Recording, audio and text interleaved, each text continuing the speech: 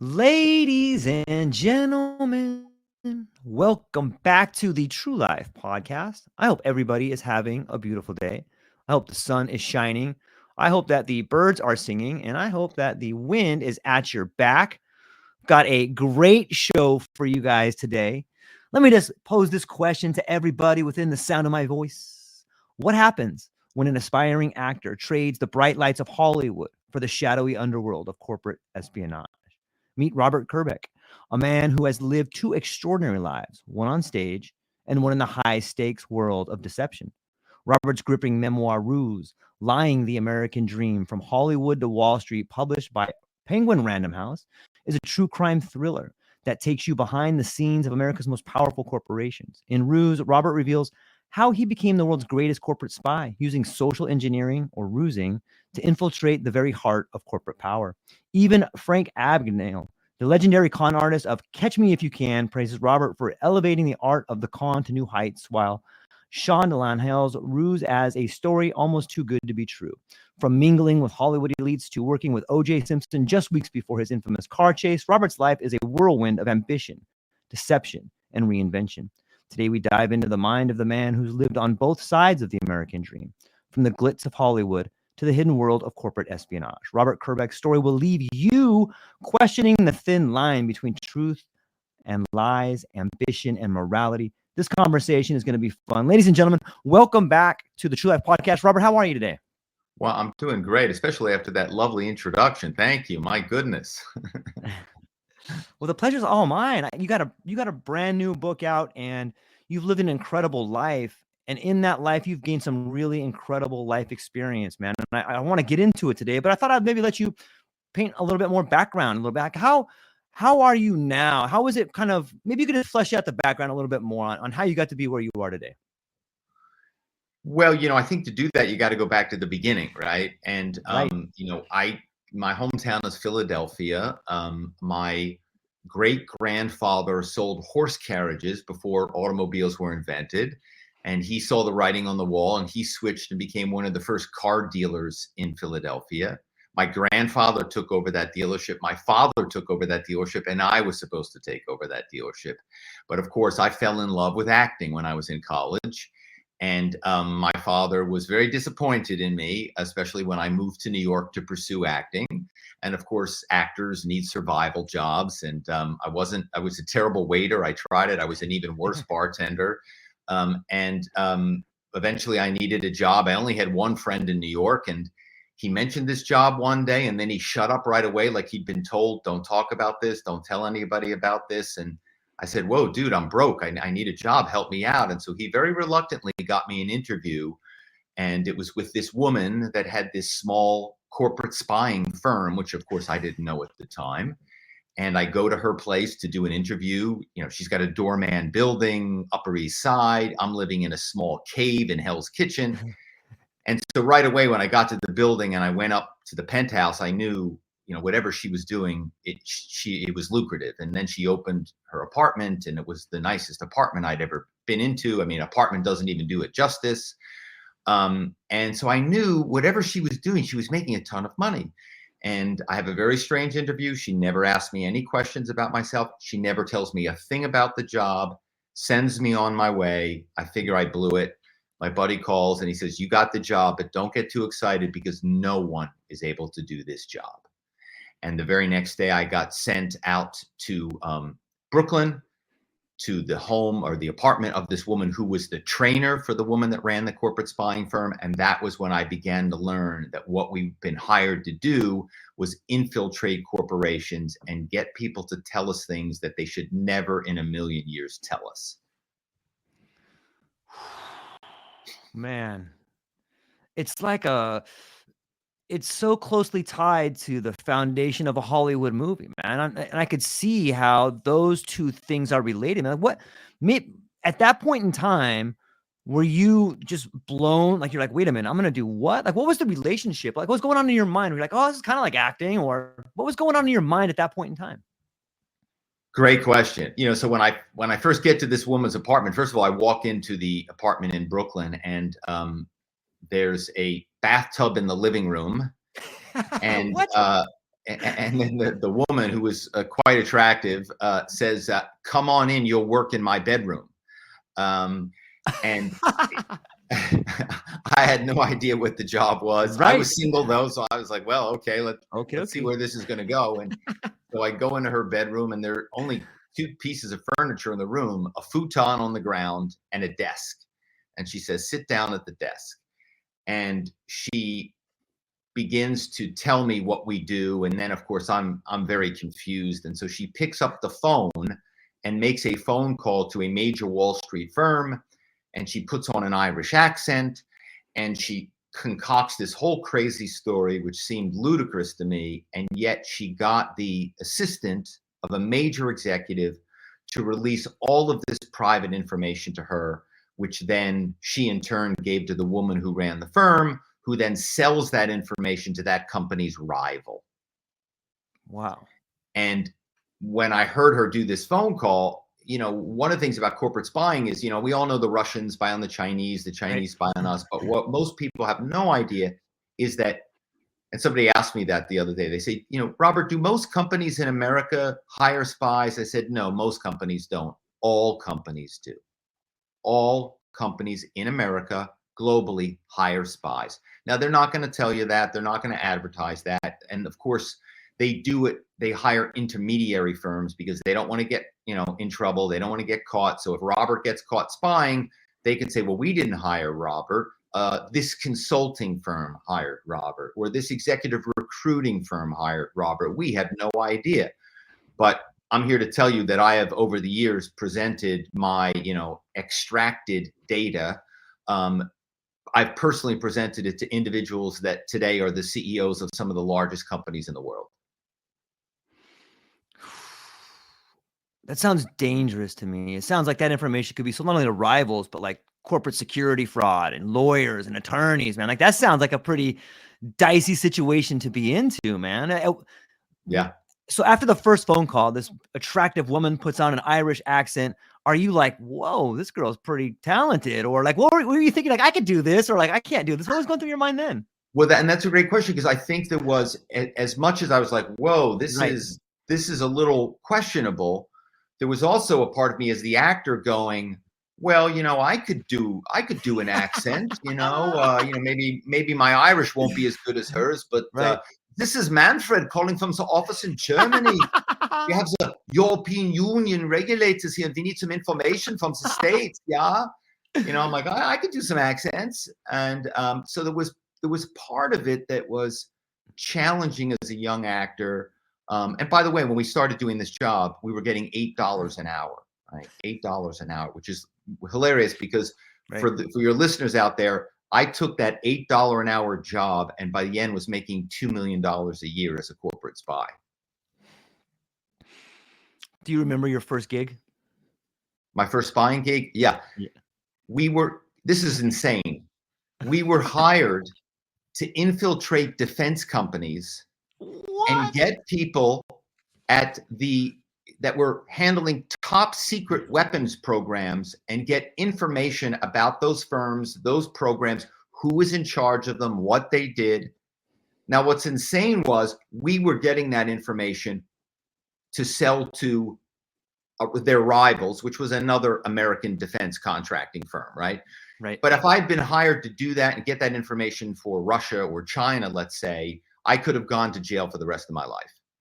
Yeah. Or been killed. Like I could we were imagine getting $8 an hour. Yeah. It's mind blowing to me. When you're young, you're not that smart, right? Yeah, but you have I think that's where ambition comes in, right? Like at some point in time when you're young, you're like, you know what? This knucklehead, I'm better than that guy. I can crush this guy. Watch this, and I got to think that there is some sort of more than adrenaline, but ego involved in it too. Like I can beat this guy, or I can beat this woman. At least that's how I think. I don't know what that says about me, but I'm like, yeah, I can outsmart this guy. Was there any of that going on in your mind? Absolutely. And and I'm a competitive guy, so there was like, what, I'm going to get this information. And my buddy who got the job, in the book, his name is Pax.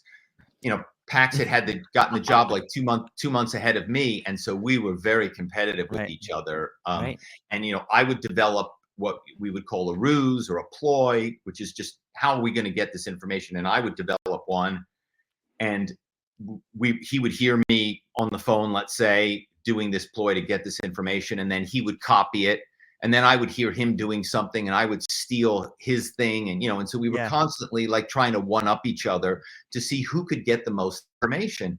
And in the beginning, we were getting a lot of kind of basic information that today theoretically is on LinkedIn, right? We would learn the company's organizational chart, right? And who ran teams and what they did. And back in the day before LinkedIn, LinkedIn really didn't explode until after the financial crash in 2008. So LinkedIn really didn't start to take off until really about 2010. So, 14 years ago, right? But before that, there was no way for companies to know who was at a firm, what they did, what they got paid, were they a rock star, which LinkedIn still can't tell you, right? When people would go for an interview, let's say you were a salesperson and you'd go for an interview, what are you going to tell the person you're interviewing with? Are you going to say you're a bad salesperson?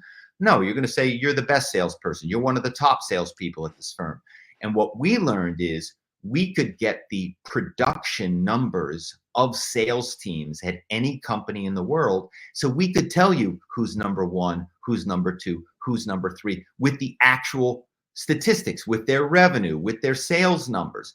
Well, think about how valuable that is to a rival corporation if you can poach, if you can steal the top salesperson from your rival, or the number two salesperson from your rival, And then we would combine that revenue information with how much these people were getting paid. We would get their salaries. And so you'd see, salesperson number one, boy, they make good money. Salesperson two, they make good money. Salesperson number three, wait a second. They're a young, up and coming future star. They're underpaid. We're going to steal that person. We're going to give them a big bump in their salary. They're going to leave this company. Yeah. And now we just stole a rock star from our big rival. And at the end of the day, companies are about people. They're about the talent that you have. I always go back to football. I'm a big football fan, and remember when the New England Patriots lost Tom Brady and he went to the Tampa Bay Buccaneers. What happened? The Tampa Bay Buccaneers won a Super Bowl, right?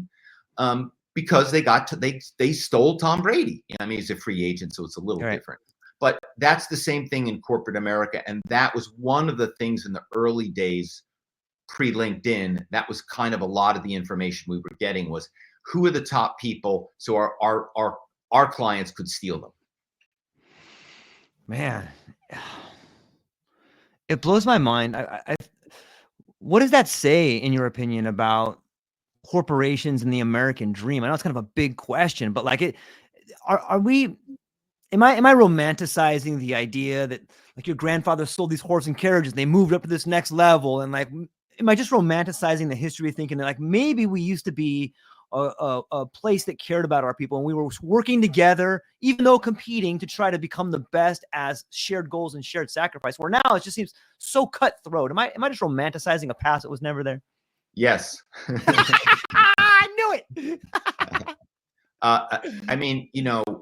We know how cutthroat sports are, right? You see coaches getting fired in mid-season and their record maybe isn't even that bad. And we see things like that all the time. Corporate America is that on steroids, right? And sometimes people don't think that, and corporations try to sell us on this idea that they have a culture of this and the ethics of that and the morality of that. And it's hilarious when I see CEOs or major executives on CNBC talking about company culture and company morals, that I presented my stolen data directly to them. That is hilarious. Yeah. I'm curious. Like I want to kind of shift gears a little bit and kind of talk about like the psychology of deception. In your memoir, you describe becoming one of the world's greatest corporate spies. And at what point do you think deception became a survival mechanism, or did it become a survival mechanism for you? Look, I think when you're poor, and I started out as, a poor guy, I paid for college myself. I lived on Kraft macaroni and cheese, 3 for 99 cents. So when you're poor, you it's kind of like, by any means necessary, you've got to Right. survive, and, Yeah. and so when I took the job, even though I knew it was, morally dubious, and actually at one point, my buddy Pax and I, we hired an attorney because, we were young people and we didn't want to go to jail. And we asked the attorney, we said, look, is this illegal? And the attorney he said, it's in the gray, the very Mm, dark gray. mm, Right. So we really tried to proceed with caution. yeah. Um, Later, we got into some serious trouble, and I don't want to spoil anything if your Right. Right. audience, but we at one point we were being chased and hunted by a number of authorities with three initials in their names, right? Yeah. Um, so you know, but I think as a young person, when you're poor, you're doing what you got to do to survive. And deception for me, fortunately, unfortunately, was part of that.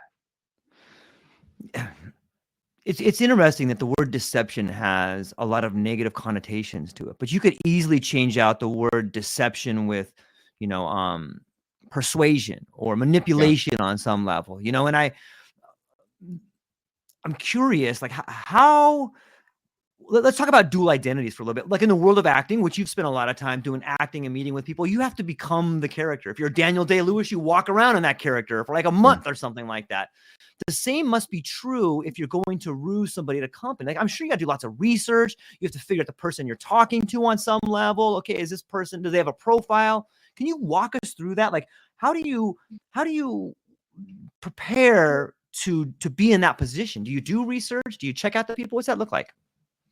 Yeah, I mean, that's the thing that a lot of people, they had this conception that, we would, because in the beginning we did go in person to do some of this rusing. We would go Right. to a bar where we knew certain bankers hung out, or we went Right. to sports events, and we would go to some of these things. But what we quickly found out was, as actors, that we could use the anonymity of the good old fashioned phone call to get people Right. to tell us stuff that they would never tell us in person, right?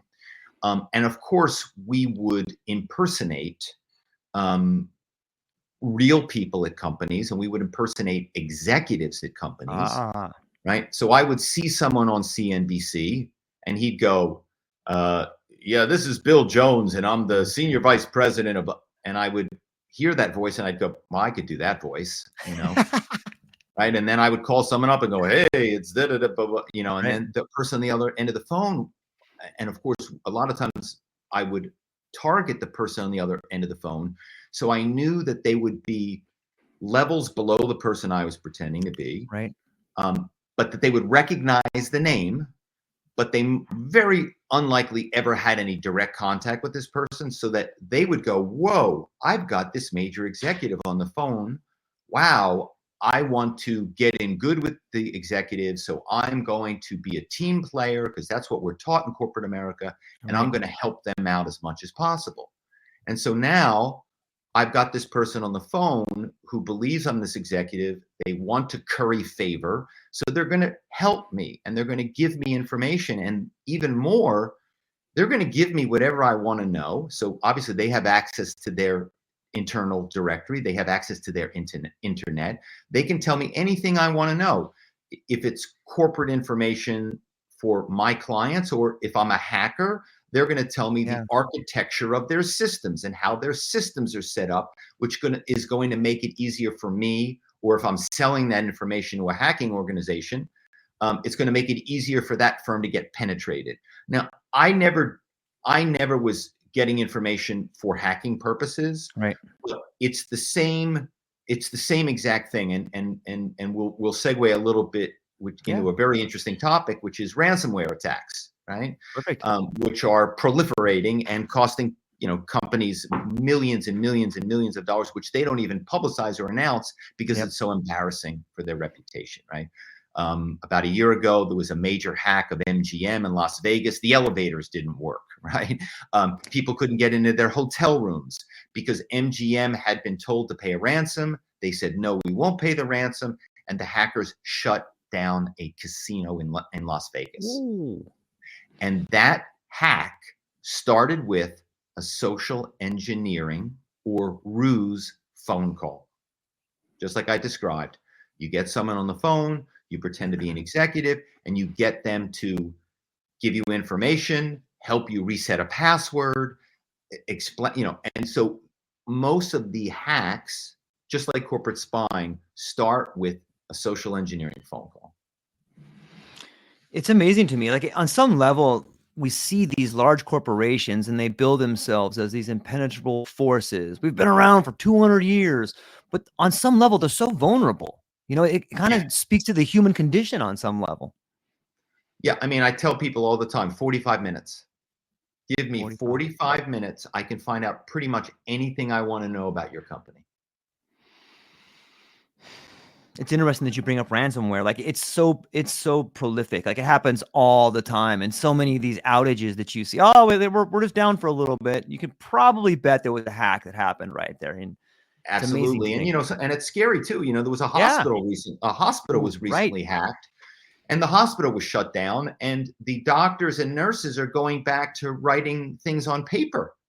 So you think about how dangerous that is. And so that's one of the things that I try to speak to now when I'm on programs like yours and when firms call me for consulting is, you need to train your people. You need to train your employees that there are people out there that are using the good old fashioned phone call to get the information that they then use to hack the system, right?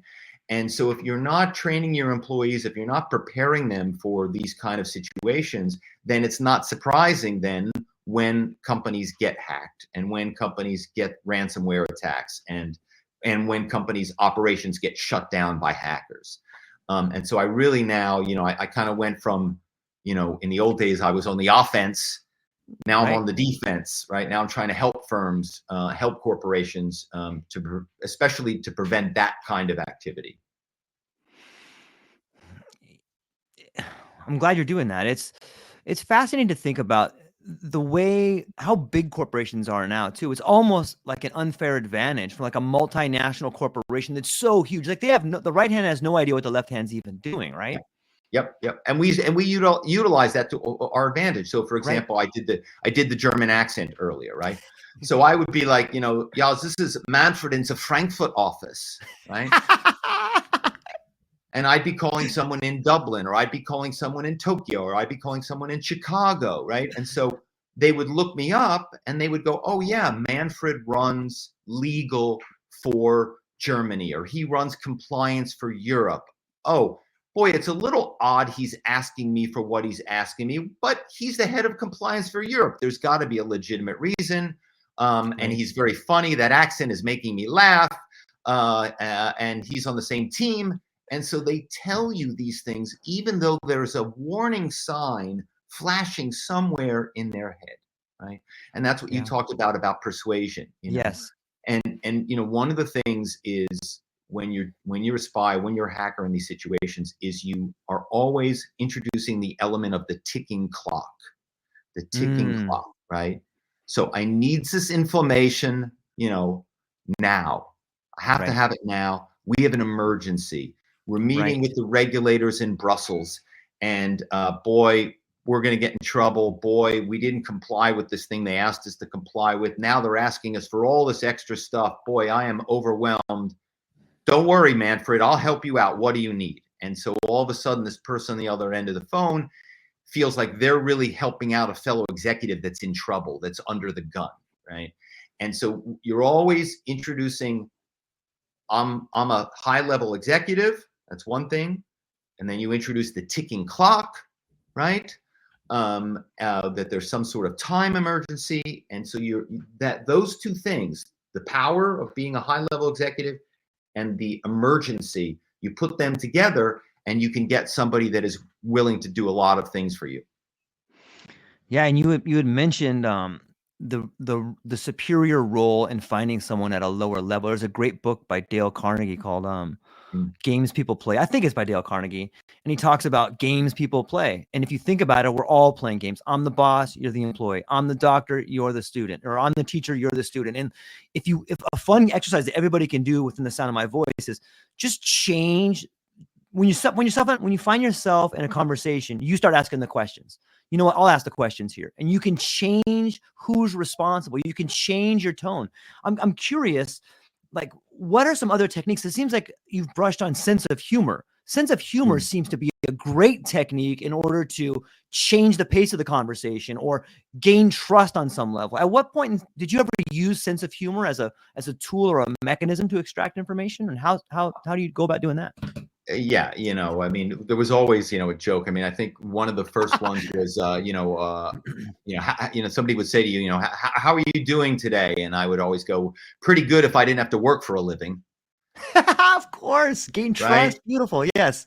And you so right away you're starting out that, boy, we're at the same company, and boy, Yep. man, this job is hard, it's stressful. Boy, I wish I didn't have to work. The person on the other end of the phone is, of course, they wish they didn't have to work.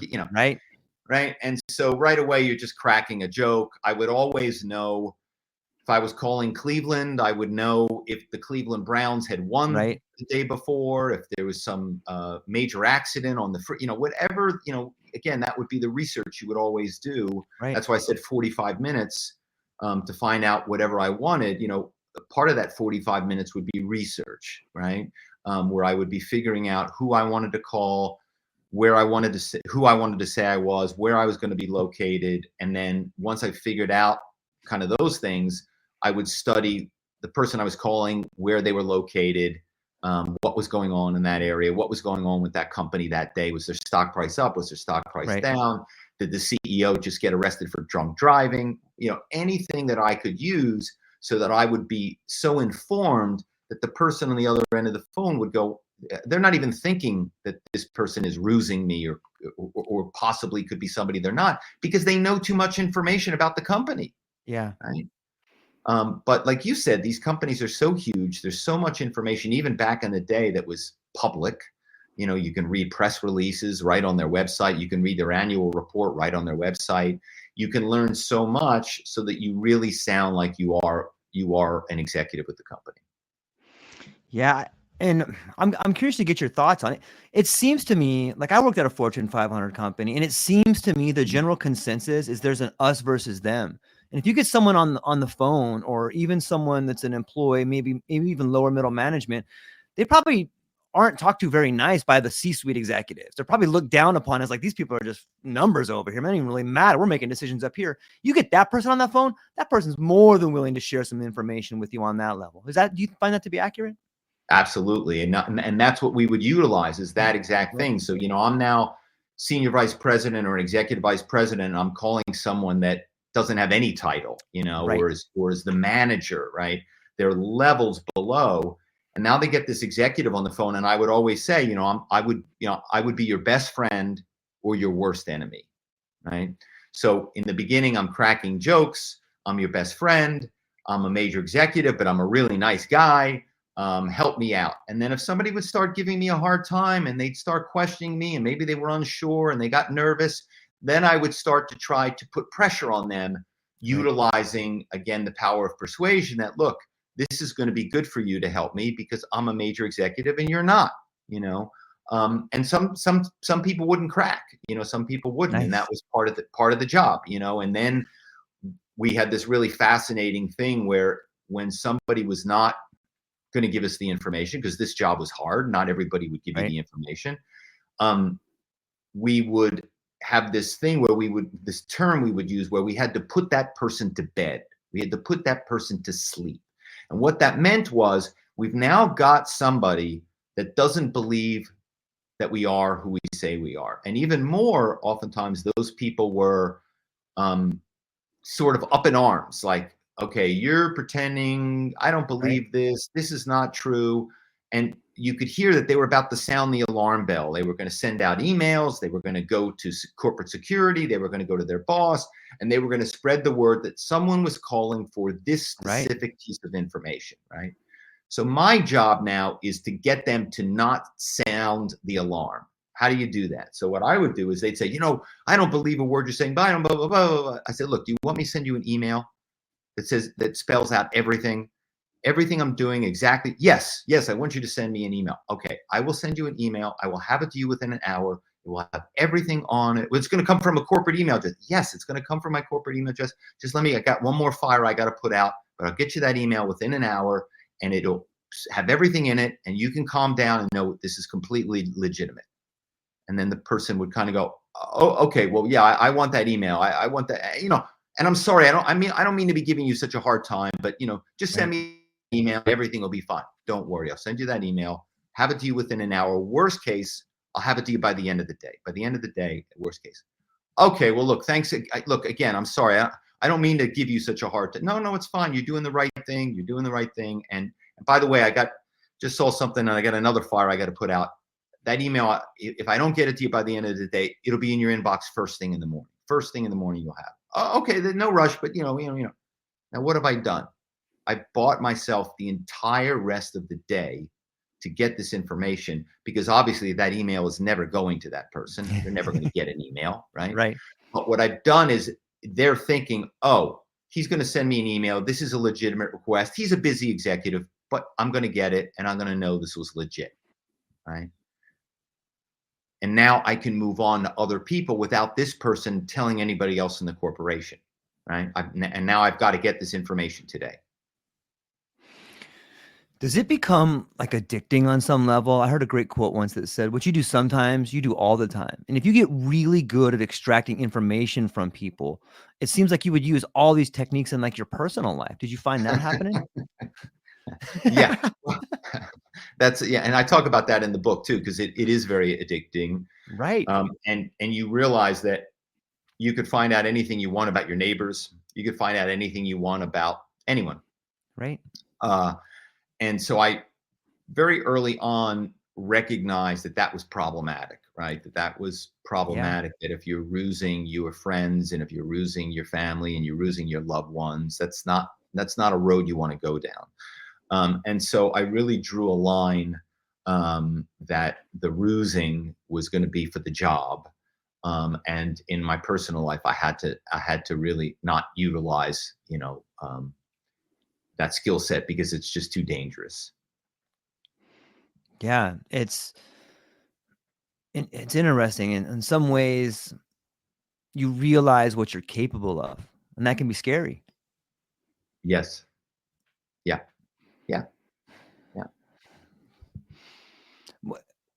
However, I think it would also be incredibly effective, like in coaching actors, or as much as you can help people with pen testing, I bet you could really help people understand relationships or conflict. I'm sure these are all byproducts of understanding the ruse, is understanding human behavior.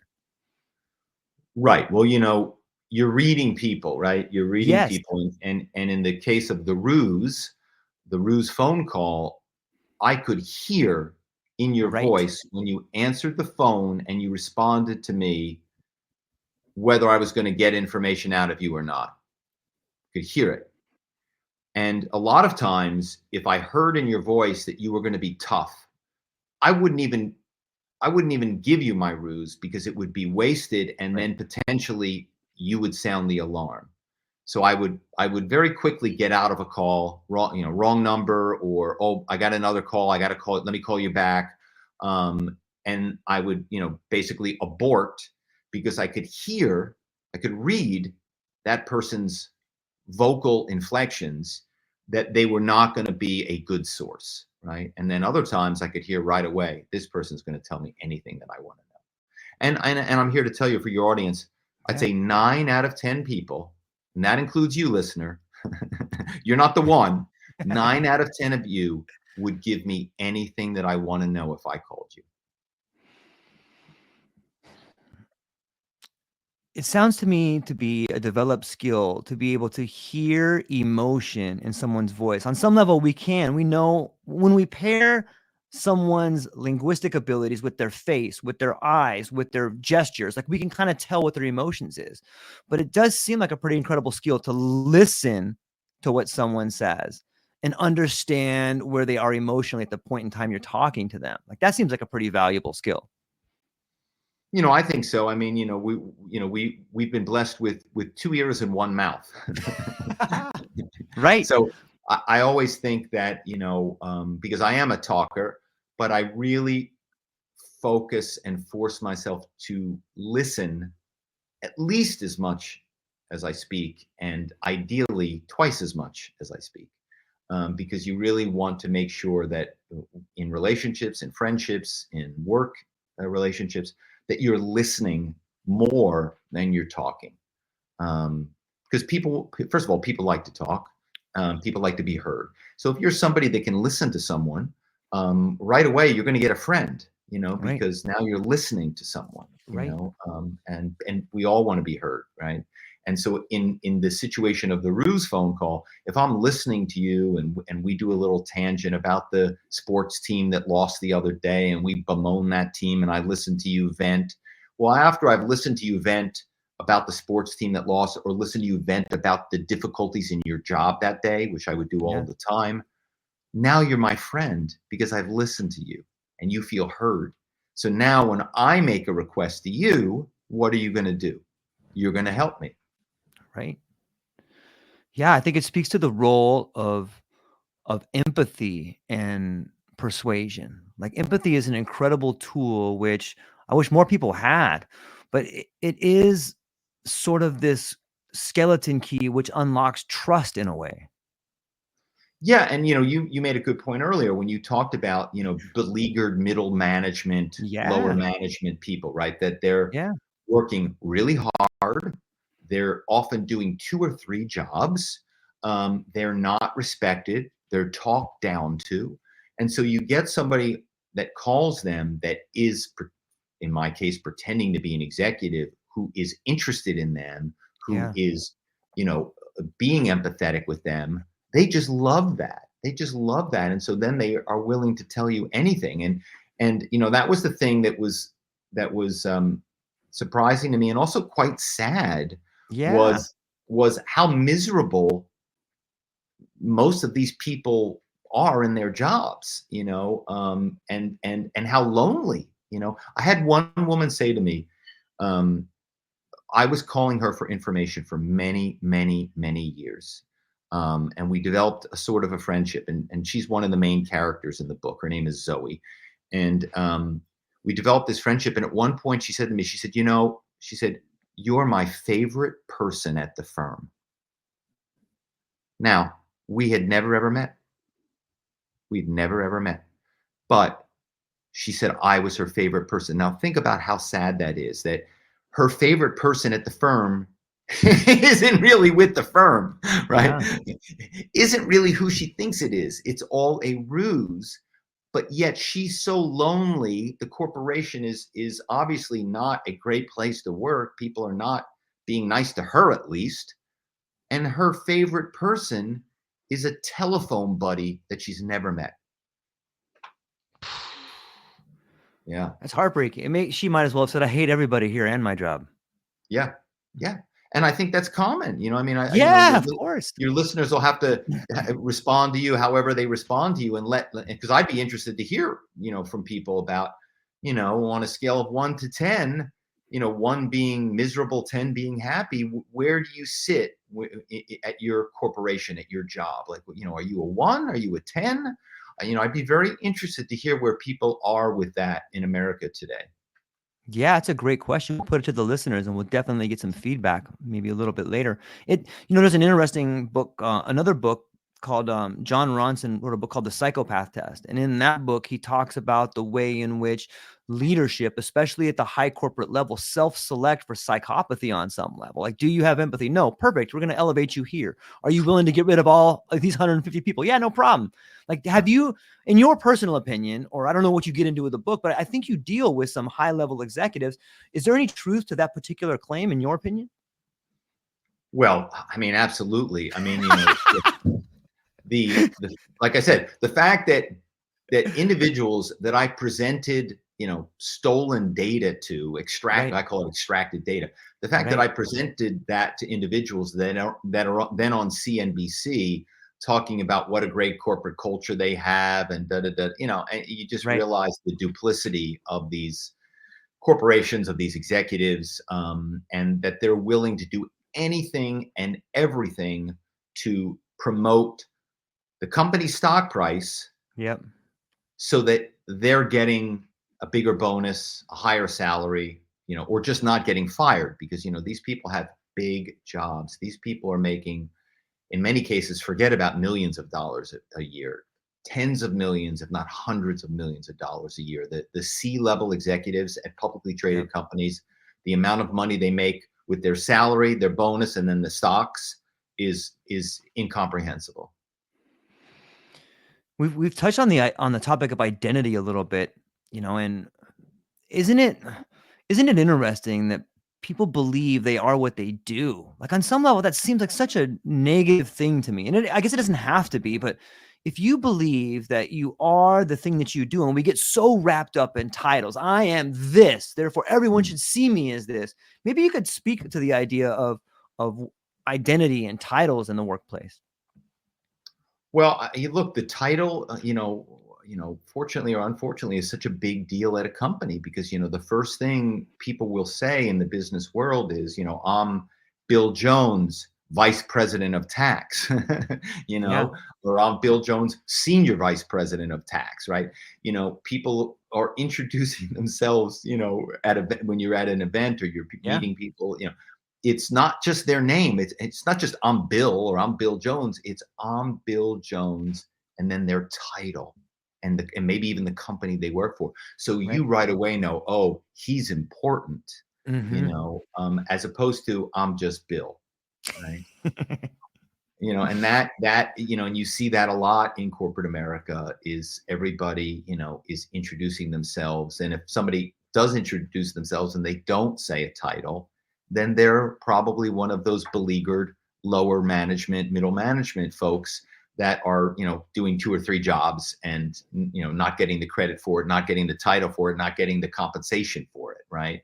Um, so yeah, it's kind of, the title is a little bit like, driving around in the in the Mercedes or the Lamborghini. It's the way to show off that you've made it. You're above. And that was one of the things.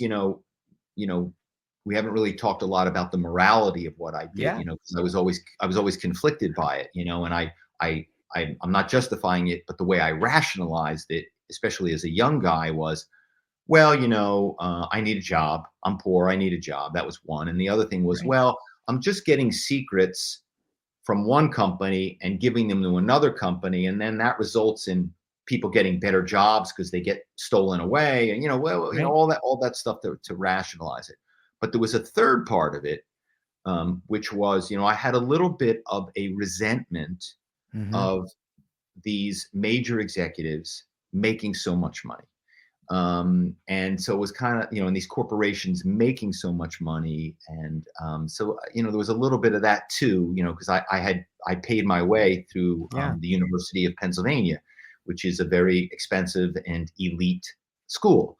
And I was surrounded by people that, went into the workplace and got huge jobs and made tons of money. And I was an actor not making tons of money. And I was kind of like, God, I mean, it seems like the things are a little bit out of balance here. Like these guys are making, $150 million a year, and I'm making, whatever, $50, whatever it was. Yeah. And so that was another way I rationalized it was, you know what, I deserve a little piece of the corporate America pie, so to speak. Yeah. I think that resentment, like I feel that resentment sometimes. I think most people do when you start thinking like, does that person really deserve that much money? But if you ask them Right. and they'll be like, yeah, I'm not a judge or a jury, but yeah, I think we all kind of feel that resentment. I think it's kind of warranted on some level. Is that too much? No, I think, look, I mean, look, we want people to be successful. We want businesses Yes. to be successful. We Right. want to support, but there's also the idea of giving back. Right. There's the idea of kind of sharing the wealth of you want, if you're the CEO of a company, you want your people to be well compensated. You want your people to be well provided for because you're well compensated and you're well provided for. It's Yeah. just common sense. but we see over and over, part of the way corporate executives move up and get paid more money is to, eliminate an entire division of a company Yeah. and lay off 1,800 people, you know what I mean? And things like that, that's where it starts to get problematic, and obviously I come from a business family, Right. Right. small business, so I'm a big believer in small business, but, big business sometimes forgets, the importance of honoring your workforce. Yeah, that brings up an interesting question. I don't know if you have data for this, but was it more difficult, less difficult, or the same amount of difficulty to get information from a private company versus a public company? That's a great question. That's a great question. Yes. So in over my years in rusing, we called all companies, Okay. small, medium, and large, public, private, all over the world, Russia, Japan, China, South America, you name it, we called it, right? And Right. some of the assignments we did, it was just incredible, what I was being asked to find out. And I would say private companies are a little bit harder, generally because they're smaller, Right. and they have fewer locations, and the people know each other better, Right. and so therefore it does, it is harder. But look, when my clients would come to me with a list of firms they wanted me to penetrate and the information they wanted at those firms, there would be public companies on there would be private companies on there. And my job was to get that information. And I'm here to tell you that 99.9% of the time I did. You spoke a little bit about the morality of it, and has doing what you've done changed your idea of the concept of trust? I don't think so. No, I don't think so, because what trust is, Right. and I know what it is, and I knew when I was on the phone rusing people that was not, even though I was building trust in a lot of Right. ways. Right. They weren't the right ways, and we talked earlier about why I did what I did. Right. But yeah, I think we all know what at one point in the book, my child at the time, I think maybe they were 8, and they heard me on the phone. They heard me rusing, and they said, Ooh. Dad, are you a hacker? Or are you, blah, blah, blah, I said, oh, no, no, no. I'm just getting information and, giving it from one firm to another firm, and it's helping people get better jobs. I went through my whole song and You're right. dance of, and my kid said, but it's dishonest. And I said, you're right. It is. And that was kind of the moment when I said, I have to get out of this job. I have to stop doing this job. And that was kind of the beginning of extricating myself from this, from doing what I was doing. And I'll just tell you a funny story about, Yeah, when the book came out. One of the things that amazed me about the book, I mean, there were a lot of things that amazed me yeah, about the book. Frank Abagnale giving me the most yeah. loving blurb, recommending me to his speaking agency, all of these, that was just shocking. But the thing I found the funniest was that the book comes out. I write an expose of the world of corporate spying and corporate espionage. And I cannot tell you how many companies reached out to me and said, Robert, we read your book, or we listened to your book on Audible, whatever. We want to hire you to spy for us. And I said, you do know I've outed myself as a spy. I Right. wouldn't be a very smart spy if I told everybody what I was doing and then went back and did it again. You know what I mean? It's like the bank robber that got away with the big heist, but can't stop robbing banks. And then they get caught and they go to jail. Right. I said, no. But that was, and I think that just speaks to the corporations knew, these people that reached out knew what I did, knew that it was wrong, knew that it was, obviously morally and ethically dubious, but also illegal, and they didn't care. They do not care. These corporations do not care. They want the information. The C-level executives want to know anything and everything that they can about their rivals, and they're willing to pay a lot of money for it. And they don't care about any of the legal issues. They protect themselves. Like I said, when they hire me through a consulting firm, through multiple layers. They pay me through multiple layers. And I shouldn't have been surprised by that, but I was. Yeah. Yeah, you know, I read I think on your book there's a recommendation from John Perkins too, which wrote the Economic Hitman, and it's fascinating to think about what goes on behind the scenes in the boardroom, or you know, you spoke a little bit about poaching particular salesmen, but I would imagine, did you ever have like the union or like the Teamsters try to call you to get information on accidents and injuries, or were you extracting any kind of information like that? No, I never had that, and something I was surprised that I never was approached by any political Ah, organizations, yeah. because I really thought that the kind of rusing we did was ideal to find out stuff for political campaigns, right? Right. Um, and I don't think I would have done that because again, that's like because now you're finding out who's cheating on their spouse or who's got a drug Dark. problem, or, right? Those things, which really it starts to get even more sordid. So I didn't really want to do that, but I was surprised I never heard from anybody saying, "Hey, will you consider this?" Because obviously that's out there, right? I mean, political campaigns are really, and I don't know who they're hiring for that, but those people are willing to get really down and dirty and find out the most salacious information that they can about a political candidate. Yeah. It's interesting, when you talk about doing the ruse and then your kid hearing, the image of a stone thrown into a quiet, calm pond comes to mind. Those ripples radiate outwards on some level.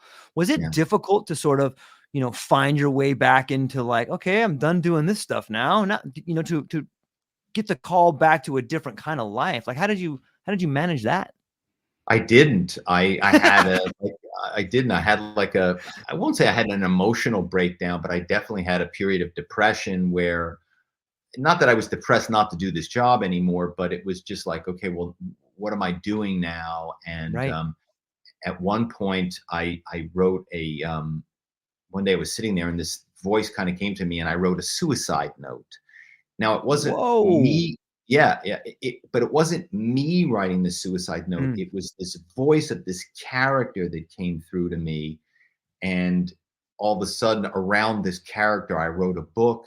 I had been an English major in college before I became an actor, and I showed it to a couple of old acting friends, and they said, "Wow, this is pretty good. You should write. You should write more." And that was the beginning of me starting to write. I started taking some writing classes. To my surprise, I started writing short stories. They were getting Yeah. published in magazines. I started writing articles for newspapers and magazines. They were getting published, and I was kind of like, whoa. And one day I was at a writers' conference, and I wrote a little something about rusing, about this corporate spying thing, and people freaked out, and they said, "Oh my God! Like we didn't know corporate spies existed. We didn't know you did this." They said, "You got to write a book about this." And that was the impetus for writing the book. I had to wait until the statute of Mm. limitations expired for any crimes that I may or may not have committed. But once that statute, passed, which was 10 years, then I was able to publish the book and kind of tell the tales. Yeah. Have you received, did you ever get caught? Never ever catch you? Uh, you know, I don't want to spoil the book for the Right, right. I readers. don't, yeah, yeah, please Yeah, don't. or listeners. But yeah, I mean, there was it was Frank Abagnale-ish. Let me just say that. Yeah, yeah. There's a lot of hot water, a lot of running and hiding. Yeah, it sounds like a total cat and mouse game where you're constantly trying to stay one step ahead, and enthralling and exciting, and the chase and acquiring information, and being part of this thing that is this hot commodity that's sort of secretive, and on some level it's secret agent-ish. Yeah, and you would get people, forget about angry. You Right. would have executives at companies furious, especially the head of legal, right? The Right. general counsel, that someone they're trying to find out who it is, has penetrated their firm and has gotten XYZ information. And, so that's where it gets into like the catch me if you can, because now Right. you've got the head of legal at a major firm with 30 attorneys on staff and corporate security people and a huge budget. And they're like, we're going to find this guy. We're going to find this guy and we're going to get this guy.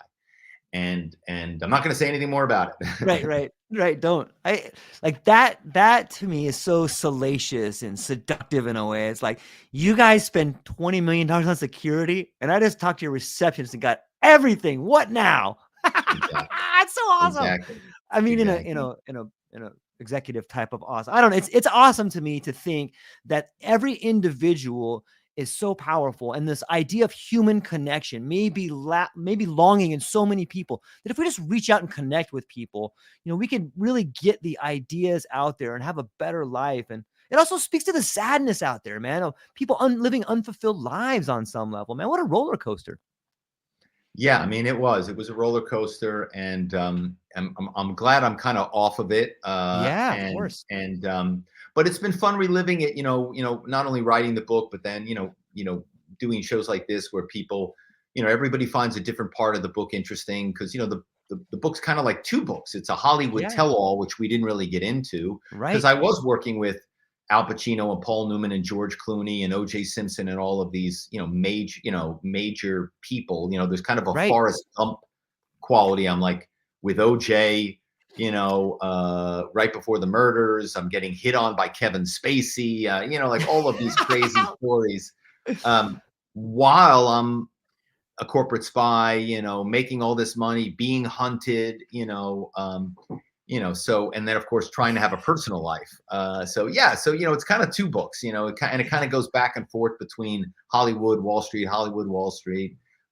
So I think it's fun. I hope people like it. Yeah, I think people will definitely enjoy it. And I think if people want to hear about Kevin Spacey hitting on you or running with OJ, they should be definitely checking out this book. I don't want to dive too deep into some of the incredible stuff on there. Did you find there was a lot of crossover between some of the executive attitudes and the actors in Hollywood? Not the actors in Hollywood, but the producers and executive producers, studio people, very similar attitudes. Yeah. I mean, there's this thing where they're not really going to be nice to you. They're not going to be kind to you unless they think you have something to offer them. And I would like to live in a world where people are nice first, without me having to prove that I'm worthy of your kindness. That we lead with kindness. It's interesting to see when you began using the ruse, or you began using the telephone as a means of communication. There's a lot of, I think it kind of echoes today. Now there's a lot of talk about people in a virtual world may not be communicating as well as in a room with somebody, but you were using the phone to foster real deep connections with people. Do you have any thoughts on the way we're communicating today using the lessons that you learned in the past? Well, unfortunately, I think we're not communicating today, and people are isolated. I think we're just learning now how, look, this invention, the internet, this call, how we're seeing each other, different places, how other people all over the world are watching your show. Incredible, unbelievable, mind-boggling, right? But there's also a downside to this technology, and I think that it gets very easy. You see it when you're out in public. You'll see a family sitting they're out to dinner, 4 people, and they're sitting there, and everybody's on their phone, right? Rather than interacting with each other, right? And I think the phone, this technology is unbelievably addictive. I think people are just now really starting to address that, and you're finally seeing schools recognize how addictive these phones are and how detrimental it is to young people and their development and their education. And many schools now are saying, phones aren't allowed, which I think is fantastic. I know my kid is, on the phone 24/7. I know, my nephews are playing video games all night long until 3 a.m, Yeah. and then they're going to school and they're not doing as well in school because they've been up to 3 and for parents, it's an incredibly hard thing to do because, in one sense, you want your kid to have a phone so you can reach out to them and you can contact them in an emergency, and, but, so it's a real, it's sort of a mess. And I think it has inhibited, especially the younger generation, in their ability to connect with people. Yeah. It's really easy to send an email and not have to face the consequences of the felt presence of the other, and Mm. so I do hope that we can move forward in relationships. But I think that we have a real opportunity to create better relationships. And I think a lot of the work that you did sheds light on the psychology of relationships, the psychology of empathy. And I think you've really done a lot of interesting things to help people understand relationships and stuff like that. But Robert, as we're coming up on this hour right here, what do you got coming up, man? What are you excited about? Where can people find you? What's going on? Oh, well, I mean, look, people can find me on my website. It's just my Right. name, robertkerbeck.com. I joke, but it's also true. I said, look, if anybody out there wants to pivot to a career in corporate spying, they're welcome to reach out. I'll give them some tips. There's a ton of work for spies out there. I'm out of the game. Right. But the thing I'm most excited about is, I got a couple of new books I'm working on, and Ruse is in development for a TV series, which is pretty far along, and very exciting. That the book may come to become a limited series, which is something that I never ever would have thought, like, in a million years. I mean, even when I was writing the book, I never thought, like, oh, somebody's going to make this into a TV show. But the fact that is in process is like I said, I just can't believe it, and I'm really excited. And fingers crossed, knock on wood. Aren't you? I think I read somewhere that you're spotlighting some local authors in your area too, hoping to get shine some light onto their books. Oh yeah, so I run a literary salon at Soho House Malibu. Again, if any of your listeners are in the LA area, they're more than welcome to reach out. I'll have them come as my guests. And the authors that I've had come, I had John Densmore, the drummer for the Doors. Yeah. I had Dennis Lehane, who wrote Mystic River and Shutter Island and Gone Baby Gone. I had Serge Tankian, the lead singer for System of a Down. As a matter of fact, tonight I have Laura Dave, who wrote The Last Thing He Told Me, which is an Apple series with Jennifer Garner. So, I've just had these amazing authors, and it's a real labor of love. I get to interview them and talk about their books, just like you're doing with me now. I do that in person with the ocean right next to me. It's so beautiful. John Densmore from the Doors. That sounds like an amazing conversation. What did you guys talk about? He wrote a memoir, and his memoir was about the friction. Obviously Jim Morrison died, from alcoholism very young, and the other two members of the band, they wanted to sell the music for commercials, and John felt like that was commercializing the Doors history and the Doors. He didn't want a Doors song for a car commercial. He had no problem with them using right. Yeah, he had no problem with them using the music in movies, because the Doors were in Apocalypse Now, their music, or on TV shows, like in artistic venues. But he just didn't want, he felt like they were making so much money from the Doors catalog, and none of them really needed any money. They were all rich. But the other two members wanted to do that, and they sued John Densmore. And they went to court, and they had this huge, amazing trial, which John documents in the book. And eventually John won the trial and proved that the Doors' original agreement was that the music would not be used in commercials. And it's just a fascinating book, and he's a fascinating guy. And so again, that's the kind of conversation that I'm having with these salons. It sounds amazing. How are you? Are you okay on time? I had a couple more questions, but you've already been really generous with your time. Do you have Sure, time for yeah. I another mean, look, question? Okay. if your Okay. audience isn't bored of me, Yeah, no, not at all. Okay, I just wanted to make sure because sometimes I always want to be thankful for the people. I I think we're beginning to touch upon this idea of storytelling on some level. You as a yeah. storyteller, you've lived a story. You wrote a book about a story, and now you have this other dimension where you're interviewing other storytellers. Can you talk about the power of storytelling, like why it's so sort of contagious and why it's so captivating and why you find yourself in the midst of it right now? Well, first of all, the thing about a story is it's a usually a tale of someone else, right? Yeah. It's something you haven't ever experienced. It's something you don't know about. One of my authors recently was a young woman named Sophia Sinclair. She's from Jamaica, and she wrote this story about growing up as a child with a father who was a Rastafarian. Now, I did not know anything. I mean, the only thing that most of us know about Rastafarian is Bob Marley, right? And Right. that's all we really know, right? And I didn't understand, was it a religion? Was it a movement? Was it, what is being a Rastafarian, and how, and so that book was fascinating to read. Her book, it's How to Say Babylon, by Sophia Sinclair.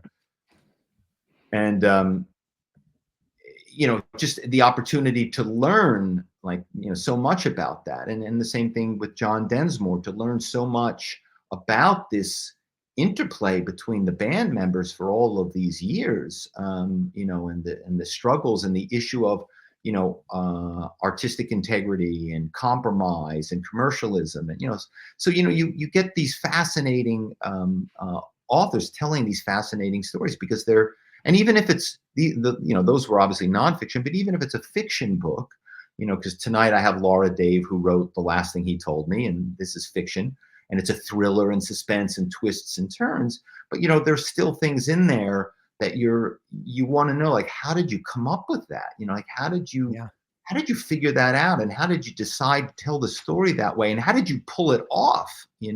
So it really is enjoyable for me to get to interview these people and ask those questions.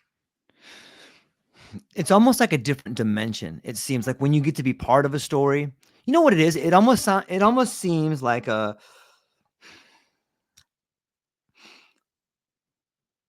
rite of passage on some level. You know what I mean by that? When you look back into like a ceremony, a rite of passage, like a young man gets to watch his older brother go through a ceremony to become a man. The older brother gets to go through the ceremony. The father gets to see his son go through it. The grandfather gets to see many generations happening to it. And on some level, it sounds to me like that's the phase of what we're in. Like, you've already told your story about how you had this incredible story that happened, and now you're making this transition into being the person that facilitates the story. What do you think that in the Western world we sort of have gotten away from this rite of passage in its own story? I know that's kind of I didn't really phrase that question the right way, but in the Western world, it seems like we suffer from an absence of rites of passage, and all these stories you're telling seem to me to be rites of passage in some way. What do you think about that? Well, I love that idea. There's, like, you're sort of touching on mentoring there. And Yes. when I was a young actor, and this is a chapter in the book, I was Okay. I was being directed in a play at the Actor Studio in New York by this guy named James Lipton. Right. And as you may recall, James Lipton created this TV series inside the Actor Studio, which ran on Bravo, was a huge Yep. hit, 20 years, won Emmy Awards, and he interviewed everyone, Al Pacino, Paul Yeah. Newman, Julia Roberts, Bradley Cooper, on and on and on, right? I was with James when he first came up with that idea. And I was the lead in the play he was directing. So we spent a lot of time together. And one day we were sitting backstage, and he said, Robert, I have this idea for a show. Let me tell it to you. Do you think this would be an interesting show? And he said, my idea is I interview actors about pivotal moments in American movie history. Do you think people would be interested in that? I said, James, people would love that, right? Yeah. People would love Yeah. it. That's that's a great idea. You should do something with that. And at the time, he didn't really know anybody at the actor studio. And I was a member of the actor studio. And he said, can you introduce me to Paul Newman? Because if I could get Paul Newman to sign on and be my first guest, that would give me some credibility and blah, blah, blah. So long story short, and again, I don't want to spoil the book, that connection happened. Paul Newman was James' first guest. And that gave the show some wind because people wanted to hear Paul Newman talk about his movie roles and how he prepared and what he was thinking, and obviously the rest is history. So when I came up with this idea with the literary salon, it wasn't really me coming up with the idea. It was like, I'm just going to replicate what James Lipton taught me, and I'm going to do the same thing, but with authors,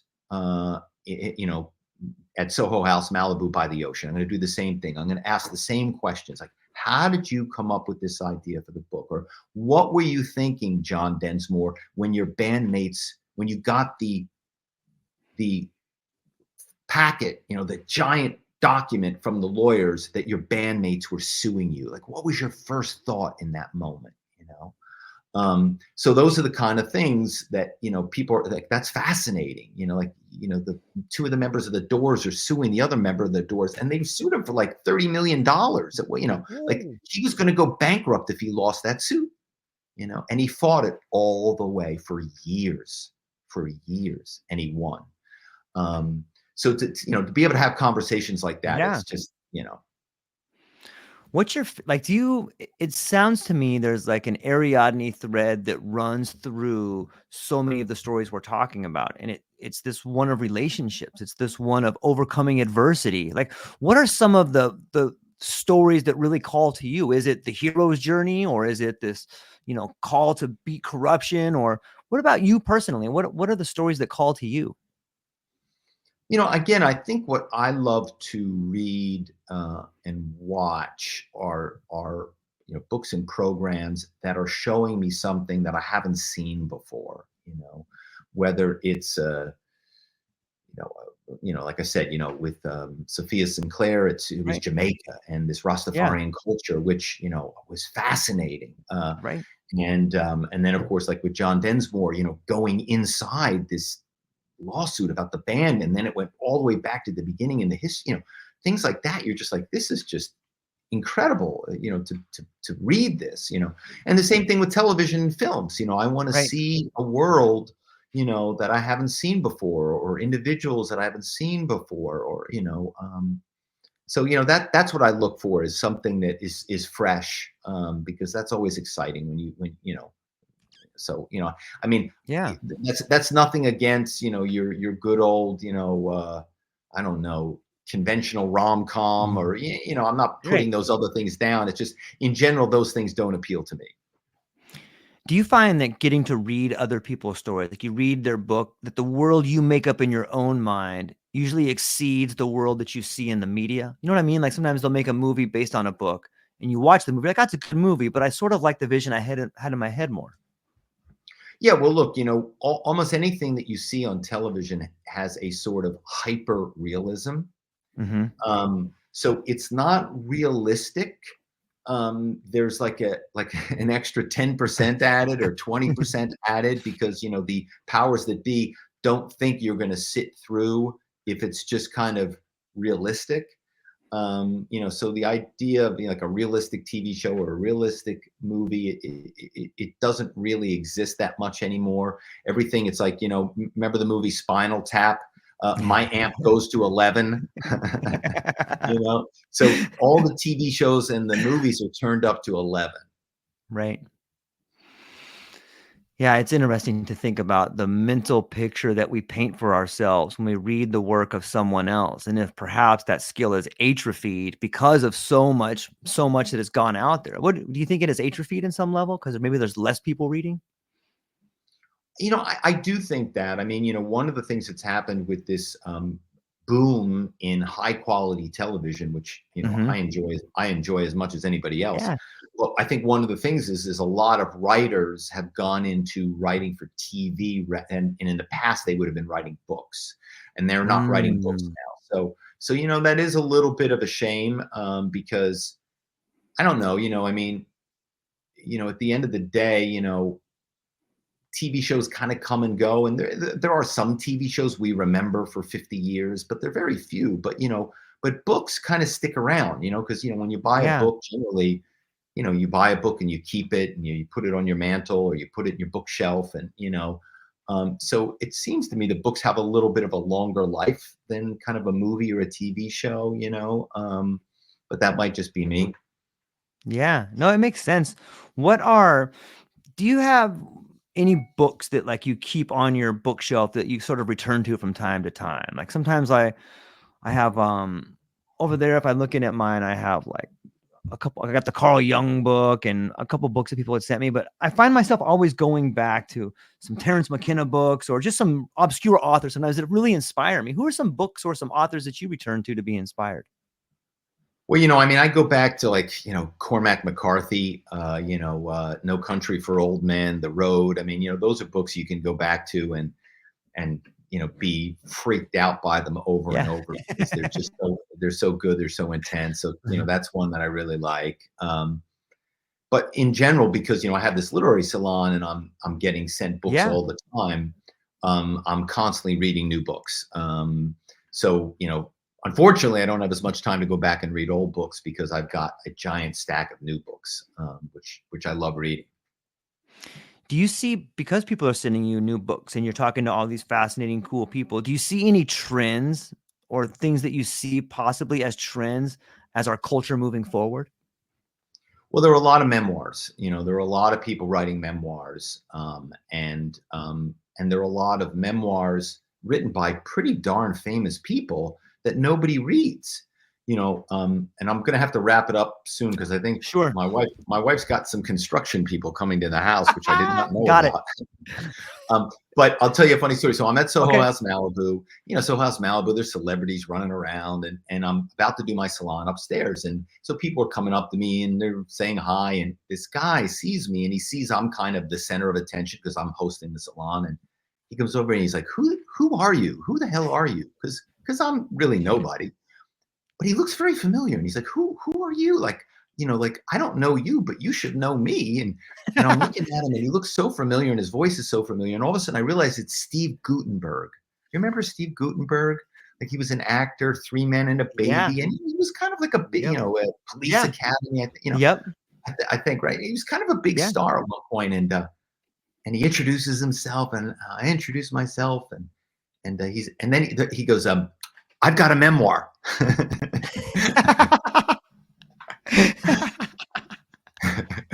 So Steve Gutenberg's written a memoir. Now he wanted me to have a salon for him. And so that's my point, is that there are a lot of people now writing memoirs. So that's kind of one of the big trends, is that everyone is writing a memoir. Most of them don't get read, even by people like Steve Gutenberg. I mean, I don't think he sold very many copies of his book, but everybody's writing memoirs. So Yeah, it's interesting. I wonder if he's related to the printing press, the Gutenberg press. Anyways, my mind will just keep racing. Robert, fascinating conversation. I think everybody within the sound of my voice, go down, check out the book Ruse. It's all about being a corporate spy. Robert said, reach out to him if you want to learn more about what it takes to be a corporate spy. I think it's fascinating information. And I think that the story, people will be blown away by. We only covered a little bit of it.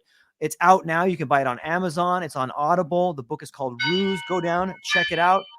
That's it, ladies and gentlemen. Have a beautiful day. Yep, that's it. Thank you so much, Robert, for everything. Have a wonderful day. Thank you. Okay. Bye. Bye-bye.